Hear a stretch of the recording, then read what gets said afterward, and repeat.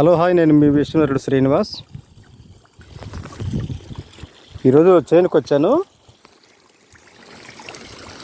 ఈరోజు మాగాడి దగ్గరకు వచ్చి ప్రస్తుతానికి ఇప్పుడే మోటార్ వేసాను.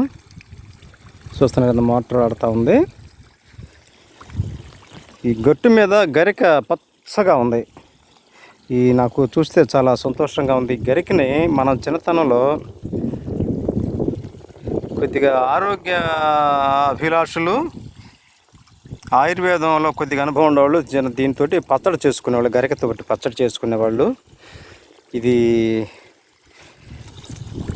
క్యాన్సర్కి చక్కని మందుగా, ఇది దివ్య ఔషధంగా దీన్ని వినియోగిస్తారు. ఇది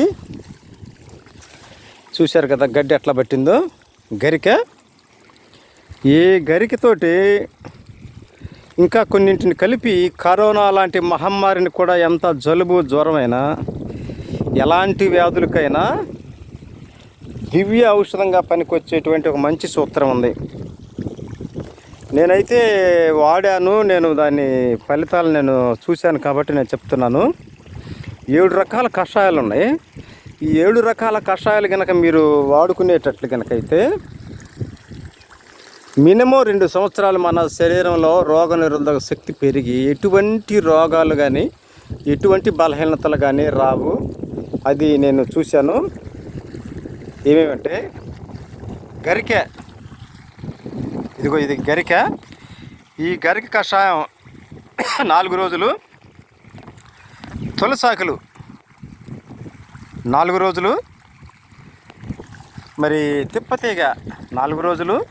ఇప్పుడు ఏంటి చెప్పాను, 3 చెప్పాను. గరిక, తులసి, తిప్పతీగ. 4వదిగా మారేడాకు. మన శివాలయాల్లో విరివిగా ఉంటుంది, కనీసం ఒక చెట్టు అయినా ఉంటుంది. 3 ఆకులు ఉంటాయి, 3 ఆకులు కలిసి ఉంటాయి, ఒక యూనిట్గా ఉంటుంది. ఈ మారేడాకు 4వది.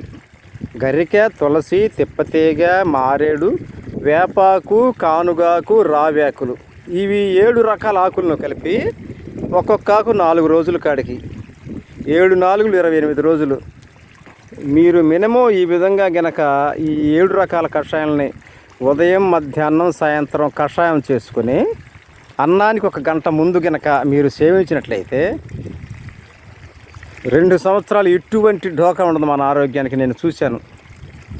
అలాగనే మీరందరూ కూడా ఈ ఔషధ గుణాలు కలిగినటువంటి మొక్కలను మీరు విరివిగా ఉపయోగపెట్టుకుని మీ శరీర రోగ నిరోధక శక్తిని పెంచుకొని మీరు మంచిగా ఆరోగ్యవంతులుగా ఉంటారని నేను మనసారా కోరుకుంటూ, ఇట్లు మీ విష్ణువరుడు శ్రీనివాస్. ఉంటా మరి. ధన్యవాదాలు.